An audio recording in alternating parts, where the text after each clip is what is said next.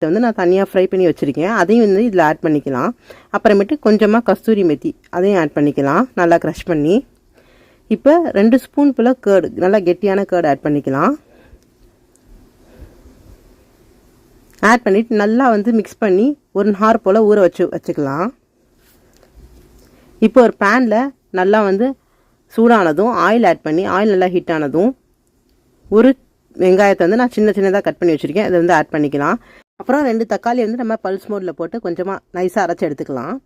ரொம்ப திக்காக இல்லாமல் பல்ஸ் மோடில் போட்டு எடுத்துக்கோங்க. அதையும் ஆட் பண்ணிக்கலாம். ஆட் பண்ணி நல்லா வதக்கி விடுங்க. இப்போ வந்து நம்ம சிக்கன் ஊறிடுச்சுல, அந்த சிக்கனை வந்து இதில் ஆட் பண்ணிக்கலாம். ஆட் பண்ணிவிட்டு நல்லா இதிலே வந்து பிரட்டி விடுங்க. இப்போ அந்த தண்ணி வந்து இதில் ஆட் பண்ணிக்கலாம் கழுவி. இப்போ ஒரு கைப்பிடி அளவு கொத்தமல்லி வந்து ஆட் பண்ணிக்கலாம். ஆட் பண்ணிவிட்டு நல்லா மிக்ஸ் பண்ணி விட்டுடலாம். இப்போ நம்ம